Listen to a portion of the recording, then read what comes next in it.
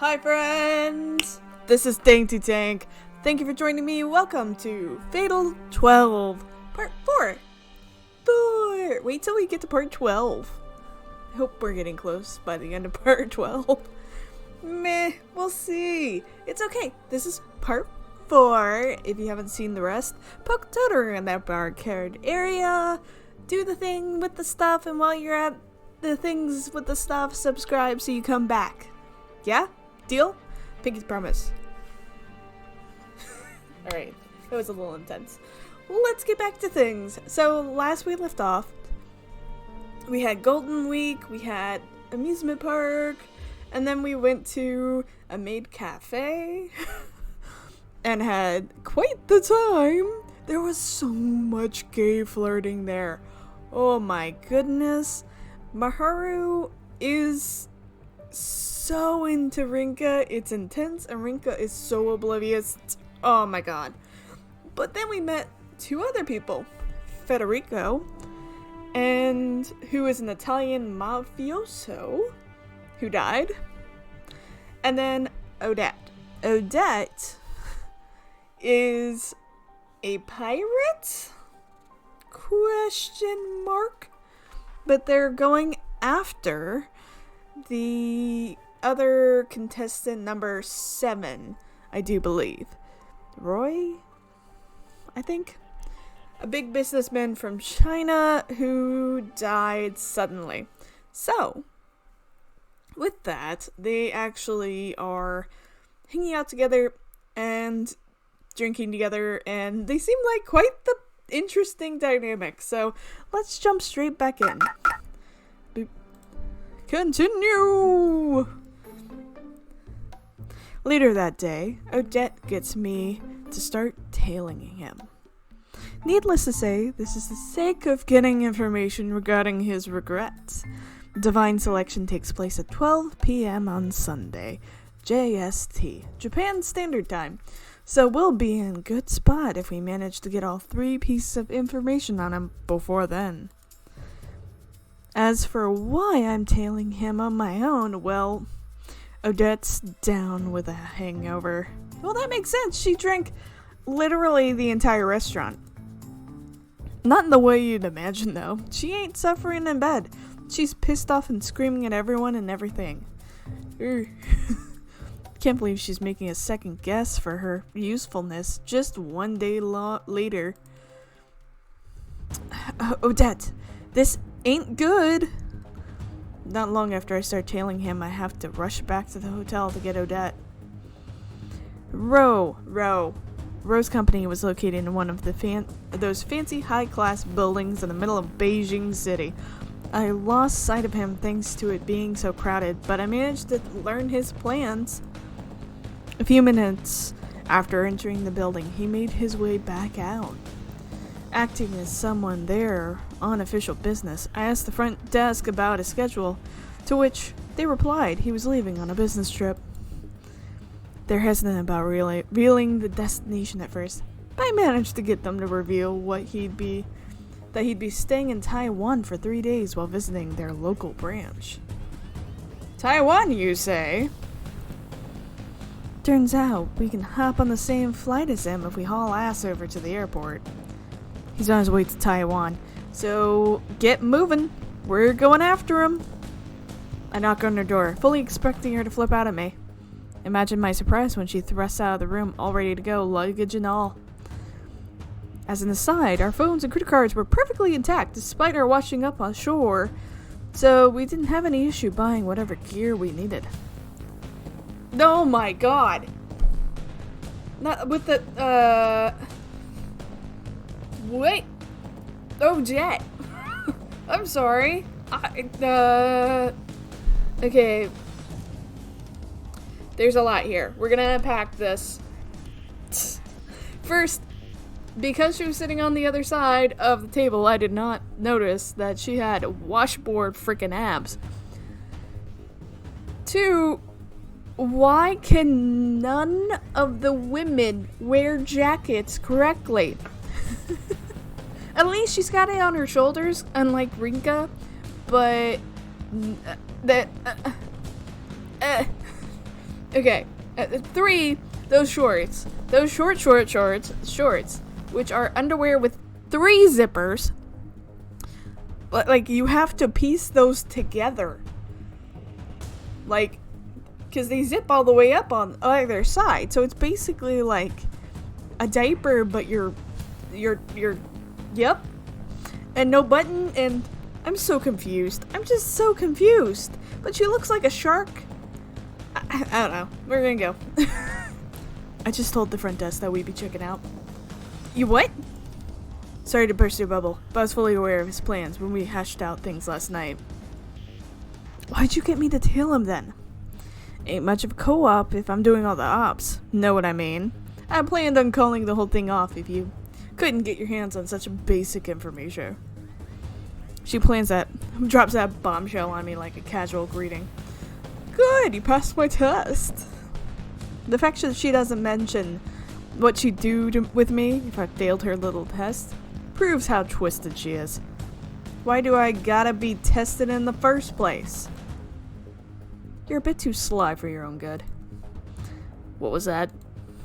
Nothing. We leave the hotel after a rush to get my stuff together. Oh, goodness. Having made it on time to catch the same flight as Ro, we made our way to our hotel in Taiwan after landing. It's the same hotel we stayed in, so we chose a room far enough away from his, then discuss our next move over some wine and cheese. Gotta hand it to you. I don't think you'd try to find him on the flight itself. Well, I couldn't find him in the flight's lobby, since we had the nerve to fly business class. Then again, it's probably best that he did, since that stomach of his wouldn't just piss off everyone in the economy.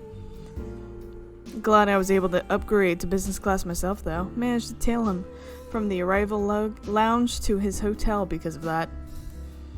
Meanwhile, I was stranding in economy. You do realize the other participants know your face, right? What would you have done if he noticed and started to panic? He didn't seem bothered. Probably doesn't expect the other participants to make their way out to China to find him. In fact, the way he's working and going about his daily life may mean that he doesn't actually believe that divine selection's happening. True. Most adults wouldn't believe that crap. Only reason I did is because we both washed ashore together. She grins nihilistically before continuing. Surely you'd have some questions about how you're still alive if you're aware that you died, though.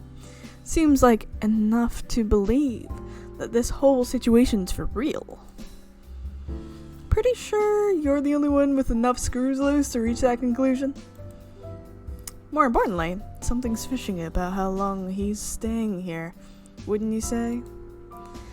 I grab some squares of cheese as I pose that question to her. Once I confirm that she's reacted to it, I continue. Also, she's got washboard abs. Just, that's a face. Sorry. The people at his work said he'd be gone for 2 nights and 3 days. But the front desk here says he's only here for tonight. I hope he made sure he wouldn't find out about your snooping. Damn right I did. I started shouting at them about how he's being too nosy and that they should fix things, only for them to tell me to deal with it since he's leaving in the morning. I guess that works. Still, that's odd. From what I gathered, he's visiting the Taiwan branch tomorrow and one of their factories the day after.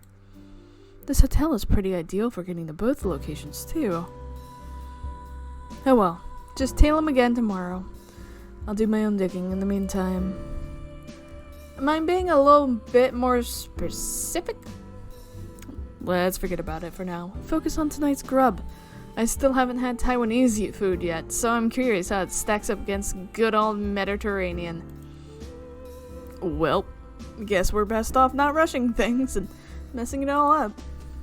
We split for the rest of the wine between us and finish off the cheese. Hey, just to be clear, Mediterranean cuisine belongs to Italy and not France.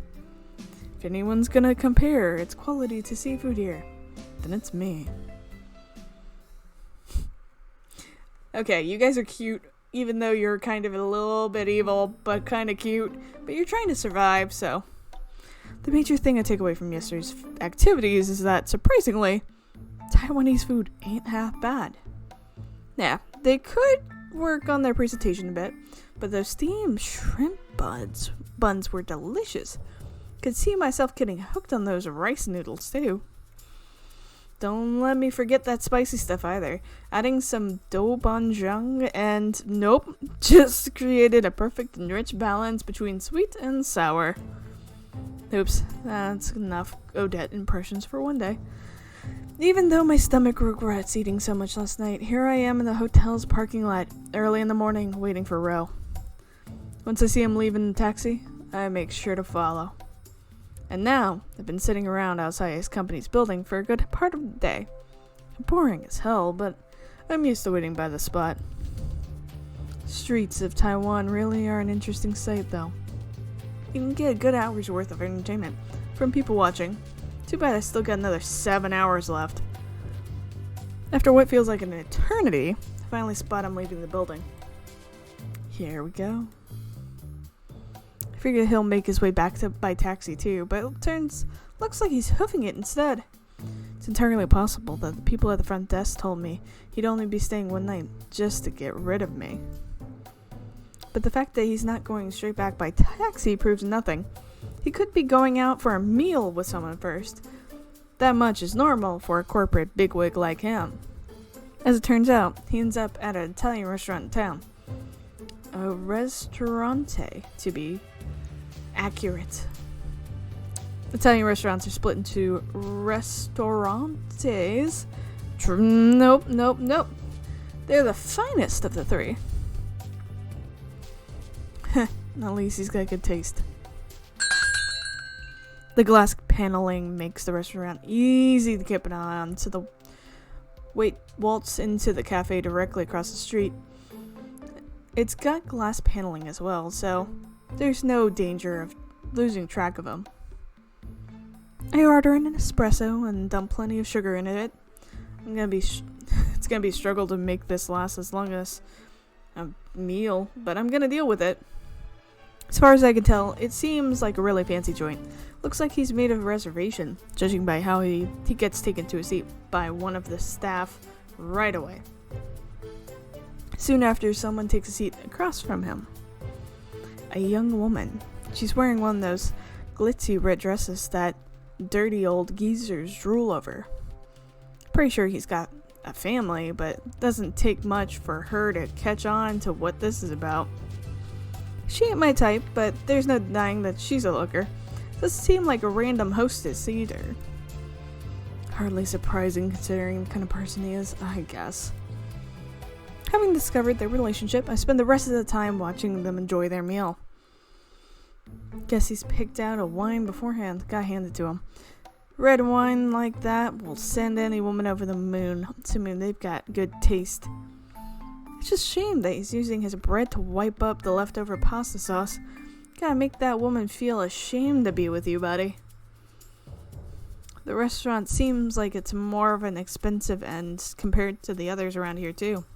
It's just sorry he started going to these types of places more often once he hit a certain age. He has the appropriate manners, but sticking to them, also dropping old habits, can prove to be tricky. Not like anyone's gonna call him out for it, considering his age and position. 3 hours pass before they finish eating and enjoying their after-dinner espresso.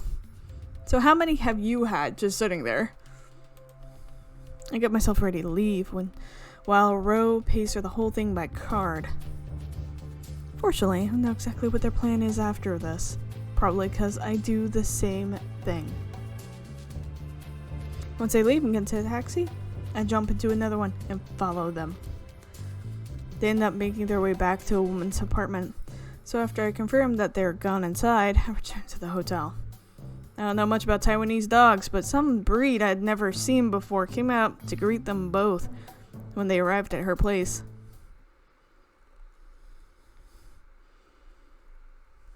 Oh, took your damn time.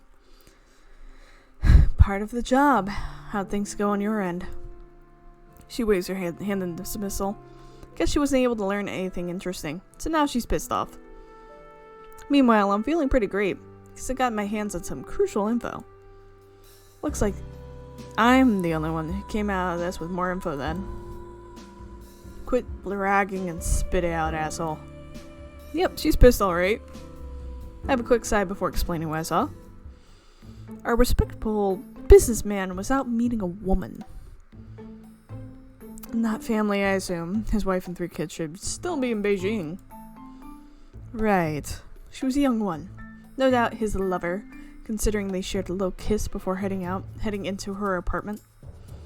Ugh, what a scumbag. Right? The fatty acts all respectful when he's got a hot little dish on the side. Even her dog seems attached to him. So there's no doubt he visits often. Damn. But I was talking about you. What kind of person spies on a middle-aged man's affairs like that? Look, you can't accuse me of whatever you want just because you're pissed off. Anyway, it's pretty much a given that his regret has to do with his lover. Our last 2 attempts were regarding his family and work, but neither caused the card to appear. It must have been because we weren't entirely certain, but part of me felt that we just weren't on the right track. I'm confident about this one, though, which is why I direct my comment to the book, expecting you to turn out a card for me.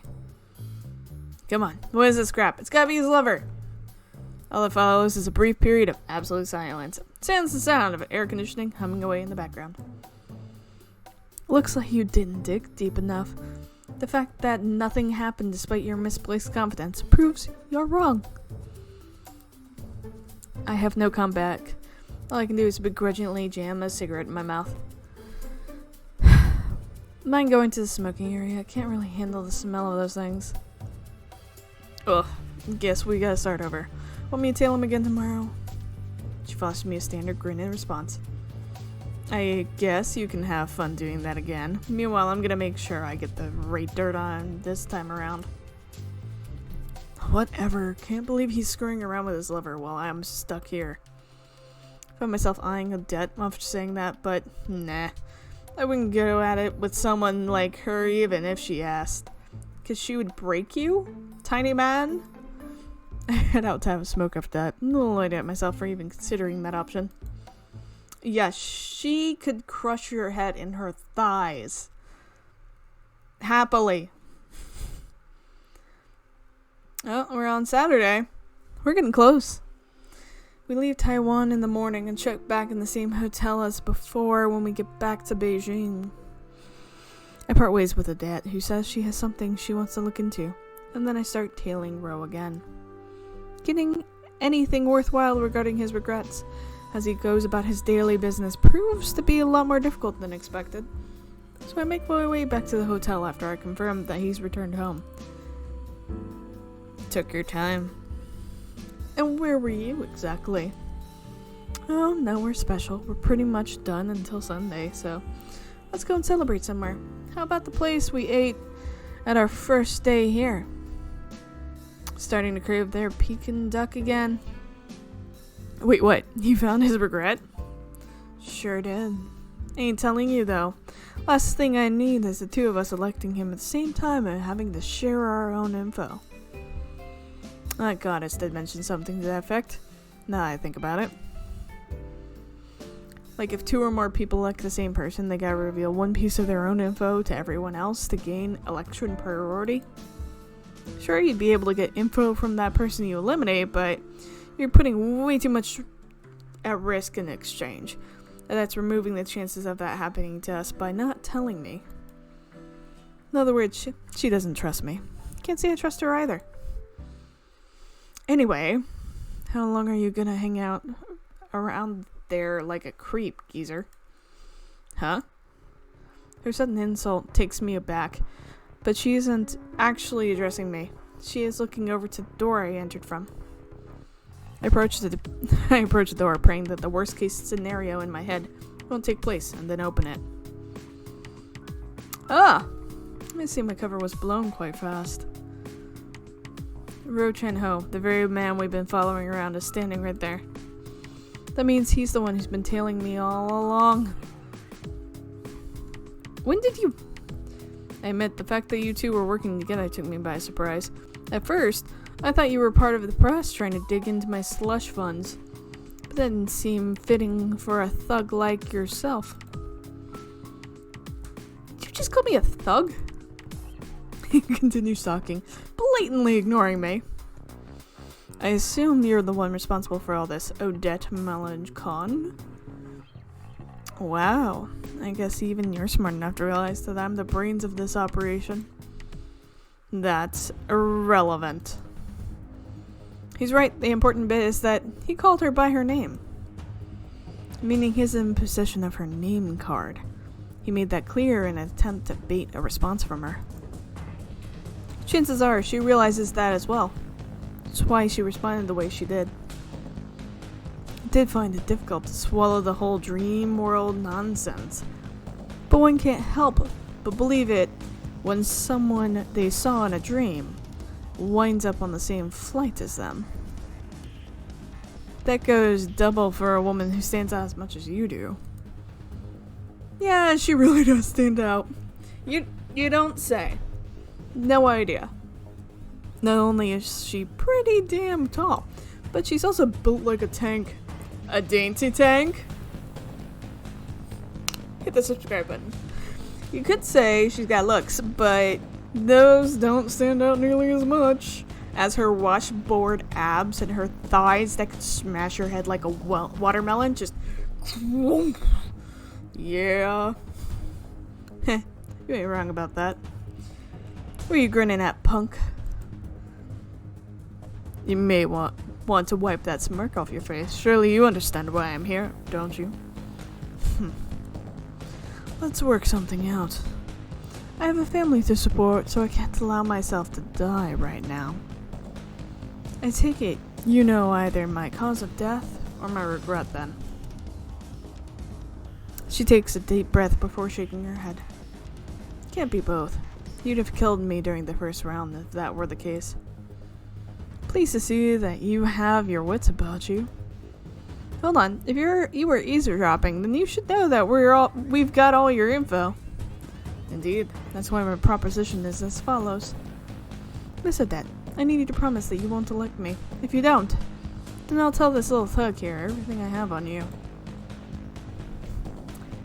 His expression is deathly serious. I have to stop myself from cracking a smile. The room is silent as it can be, but not for the reason he is hoping. At long last, Odette shatters the illusion when she bursts out in laughter.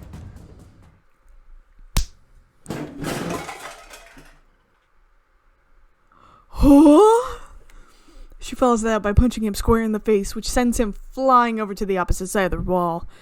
This dude may weigh over 200 pounds, a true testament of her ridiculous strength. Have you lost your mind? She saunters over him, takes a seat, and laughs right in his face. He's holding his cheek after that punch, but looks to me like his nose took more damage considering it's gushing blood. Oh my god! Oh my god! What? What just happened? Odette is insane. That's your proposition? Give me a break. So you're fine with me revealing your information? Your little cooperation will crumble right away if I do. Just try it, fatty. Know that I'll have this thug kill your whole family if you do. She punches the floor as her way of telling me to shut my mouth. Oh god. Let's say your plan works. Did you ever consider the idea of him making it through to the end? Your family wouldn't be coming back to life anytime soon if that happened. Oh, not just your family. Get your little regret to join them. You're beyond insane. Shut it, you disgusting piece of trash. Oh my goodness, look at that face. Oh my god. She stands up and kicks him straight in the gut. Gotta say, even I think she's overdoing it a bit. Oh my goodness! Look at those abs! You're acting way too big for your boots. I want everything to go nice and smooth. So just give up and resign yourself to death. If you want to make propositions, then make sure you got some real info on me first. Enough to protect yourself if I elect you. You insolent little... A real businessman wouldn't try to make something out of nothing. They'd take something small and turn it into an empire. She grabs him by the collar while she spits out her insults. Oh, goodness. All he can do is, in response, is close his eyes and turn his head away. Go write your will or something. Not that anyone will see it after you're gone. When she finishes, she motions for me to go back into the room with her. This is plenty I want to call her out on, but the last thing I want to do is go against her will right now. It's like I've said before. She's the type of person who tries to ultimately solve everything through violence. Once we're back in the room, she acts like nothing just happened. Anyway, let's go get some grub. Right. This woman really is nuts. The mafia might do some shady stuff now and then, but we still have some attachment to society's norms, considering we dip our hands at regular business to a certain extent. Meanwhile, people like her who live by the rules of the sea lack any such attachment. That realization helps to explain why even a mafioso like myself can be surprised by someone's insanity. Sheesh. Man. Ro has outright vanished by the time we leave the hotel to go get some food. I actually feel pretty bad when I think about how he's probably spending what little time he has left with his family. That being said, the fact that I'm here enjoying some food and booze, despite it all, proves how messed up I am. Once we satisfied our stomachs, Odette hits me with a threatening gaze. Just to be clear, don't you dare try and contact him in secret, you hear me? If you do, then let's just say I know how to make people wish they were dead. She says this like a perfectly acceptable topic to bring up during a meal. Yeah. I'll keep this alliance going until it's just two of us left. So now you're gonna act like the head honcho, huh? Bah. Come on, you know what I meant. Just don't hit me, alright? I'm gonna go talk to Ro if you do. Now that's a sense of humor, I can appreciate it. She lets out a raucous laugh. Raucous laugh. But I can tell it's funny. That's the kind of person who walks a thin line at all time while making sure that everybody else thinks otherwise. Not that I'm the one to talk when I do the same. She says she wants to avoid us both electing Ro. But another reason she's refusing to tell me his regret is because she knows there's a chance he has info on her. The fact that I'm only realizing such a simple truth now proves that I'm still in no position to get the advantage on her. Jumping ship to Ro's side would do more worse than good for me, too. So basically, I'm best off remaining her ally. Gotta say, feels great to smack around big guys like him. Should have given him another one for the hell of it. You were enjoying every moment of that, weren't you? Oh, you could tell. Honestly, it's hard to beat the rush you get when you know someone's life is in your hands. You'd have to be a real badass. Sorry, dumbass. You have to be a real dumbass to earn the wrath of someone this insane. Having finished our business, all that's left to do is wait for the second round to start. Oh. That was an adventure. Back to Oblivious Lesbians. Pew. There's been no progress at all these past few days in regards to divine selection. Okay, we're gonna save. Bip. I want to explore these too. Boop. Ooh, card book. What? What? Oh! check the situation. Oh. Wait. Name. Oh. Stroke. Okay. Name. Okay, we knew Federico. Fire. Gold medal? What's the gold medal? Gold medal for what? Oh, here we go. Oh, okay. Wait, what? What? What? They can't have both the same name. What? That doesn't make sense. That's Maharu. I'm confused. Okay. Oh, wait. Oh, that's what she has on her. She knows her name. Got it. Okay.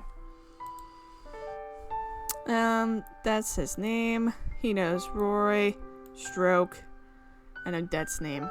Odette knows a lot. He knows Federico, Ro, Stroke, and her name.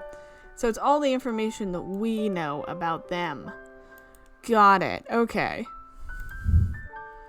That means there's something else here. Summary. Oh! Those who record time. Oh, goodness. Oh, it's a summary of events. Okay. So.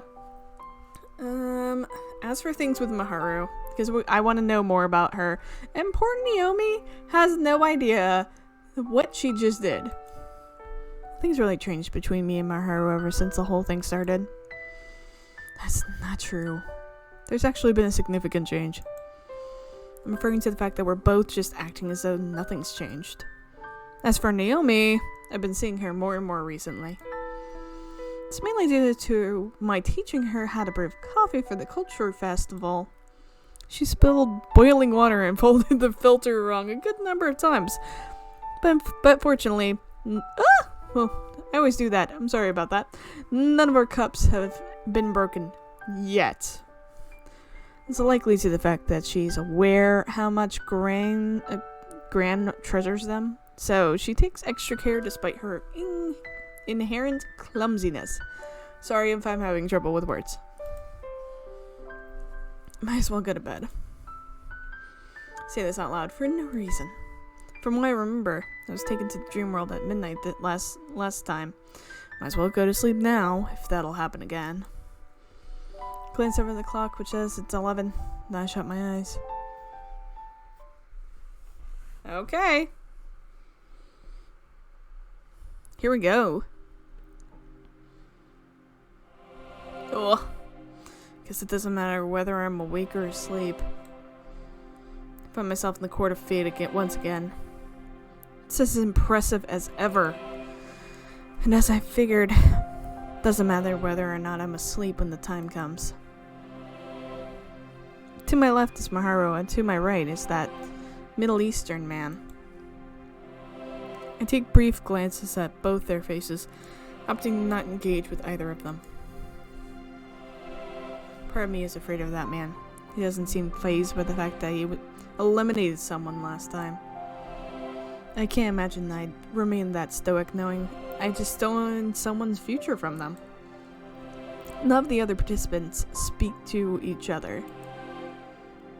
Instead, we allow an oppressive silence to rule the court. Good evening, my lovely little slaves to fate. The one to break that silence is none other than the girl we've all grown familiar with. She stands in the middle of court, her posture as elegant as ever. I'm fairly sure she wasn't here when I arrived, and yet she's here now. I assume that is what it feel like if you saw someone teleport in front of you. She actually might be teleporting though, assuming the whole thing about being a goddess is true. Probably is. I see your spirits are still rather high, much to my disappointment. Has the reality of your deaths yet to hit you? Just hearing her speak helps convince me that she's not lying about being a goddess. You can tell She's looking down on us based on her ruthlessness, which somehow seems fitting for a goddess. I've definitely reevaluated my thoughts on her over this past week. Oh?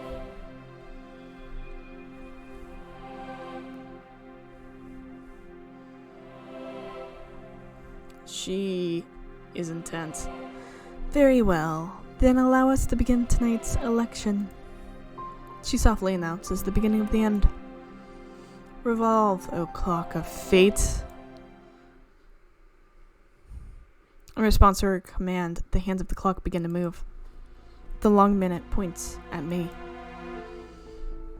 Didn't notice until the first round, thanks to my circumstances, but this is basically the method of confirming whether or not a participant wants to elect someone. I'll pass. Her opts not to elect anyone as well. The man appointed to number 3 does the same. He's tall and wears a suit. I assume he's European based on his facial features. That reminds me, how's it determined that we'll be wearing while we're here? I sincerely doubt he'd be sleeping in a suit, so did he get brought here while awake? Not like what we're wearing at the time reflects what we've been wearing here either. Nope. In fact, the fact that I'm wearing my school uniform despite going to bed in pajamas proves that. As for Maharu, she's also in her uniform. This outfit doesn't stand out too much, so I doubt anyone could identify it without taking a picture first. That doesn't change the fact that info on me is out in the open. I can't do anything about it as long as I don't understand how to influence my appearance, though. Putting that aside, I take a look at the other participants again.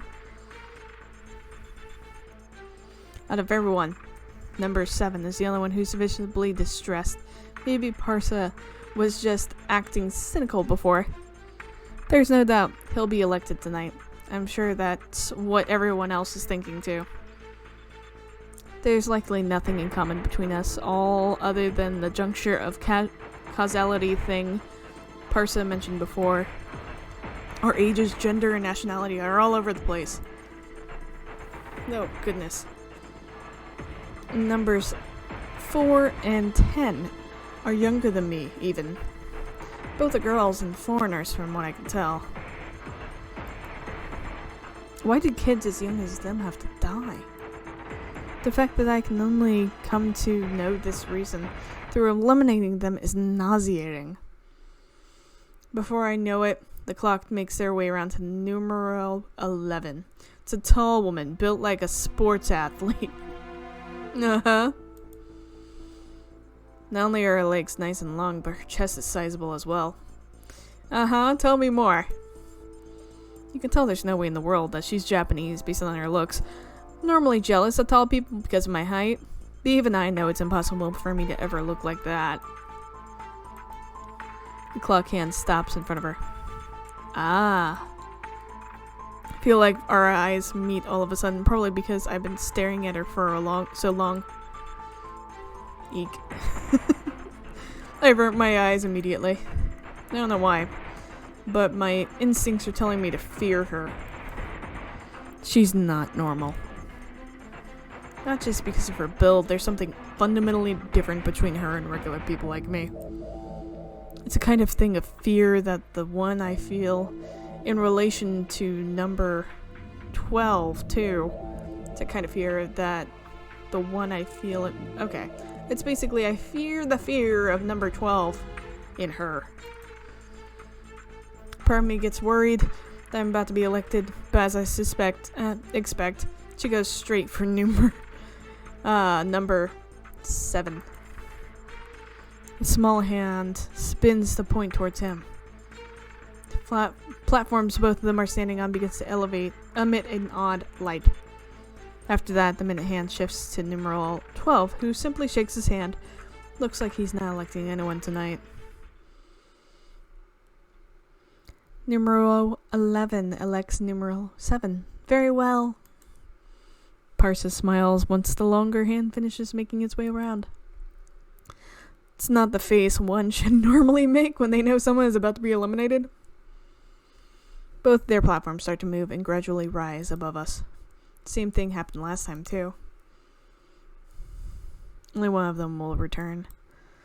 Take my eyes off the rising platforms after remembering that. It didn't take long for them to finish. Also, as I expect, it's the woman who returns. She reports the results to Parsa. Her expression one of obvious displeasure. I got numero 5's name. Psh, that damn geezer was a wuss right until the end. What? Number 5 looks like the oldest of us all. He's most likely Japanese.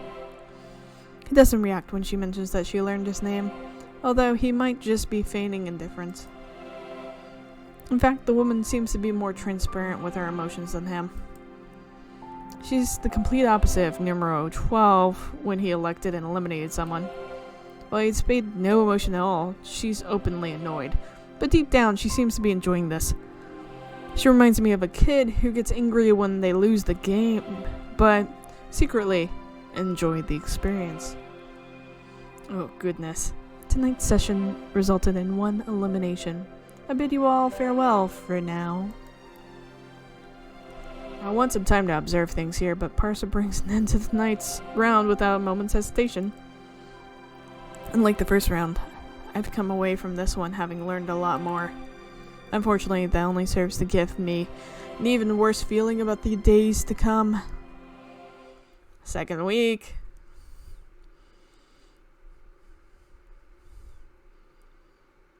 By the time Odette eliminates Ro, morning has come. I can't even remember whether I was awake or asleep when we got taken into the dream world.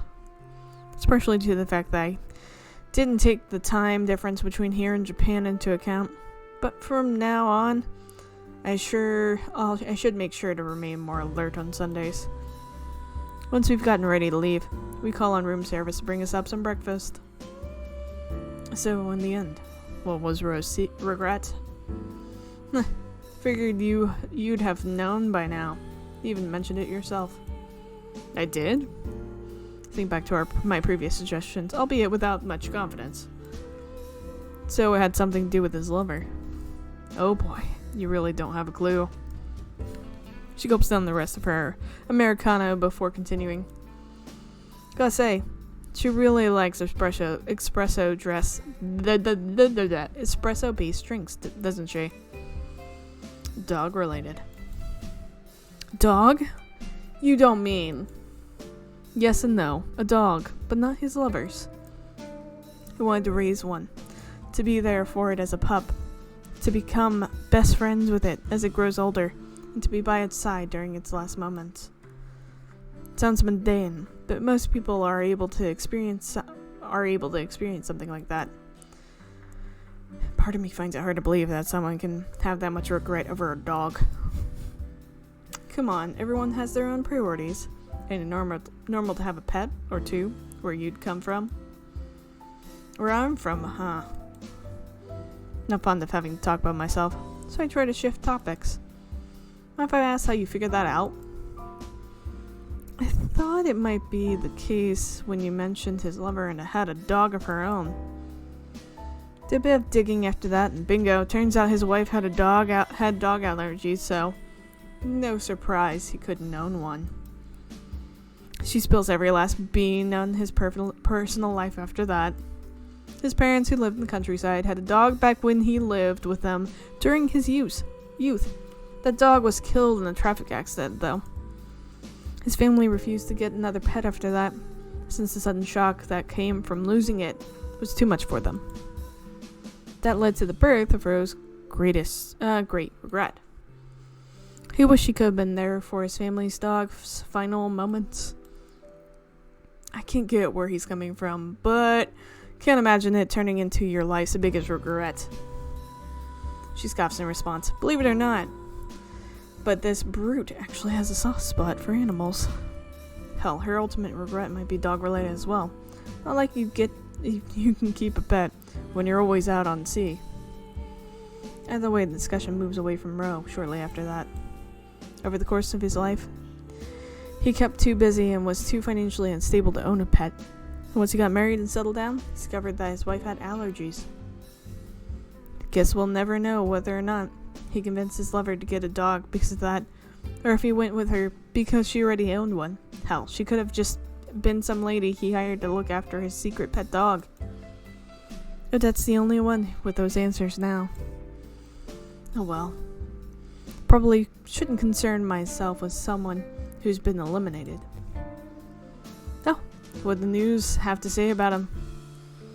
The guy said that anyone eliminated during divine selection will have the reversal of their deaths undone. Not only that, but any events linked to that period of time will also be undone. See for yourself. She flings her smartphone across the table to me in response. Don't even need to browse the web based on her reaction, so I gave a casual glance to the screen before handing it back. 2 weeks ago, an executive for a well-known Chinese corporation suffered a stroke during a meeting and died. Yeah, sounds about right. Speaking of which, you were taking up above the court of fate when you elected Ro, right? What's it like up there? Starting to find myself curious about how the election process goes. Well, it's a bit of a pain to explain, but I guess it'll be worth it for you to know down the road. She doesn't seem too sure at first, but she decided just to take the time to give me a primer. And a pretty long primer at that, even for someone who talks as much as she does.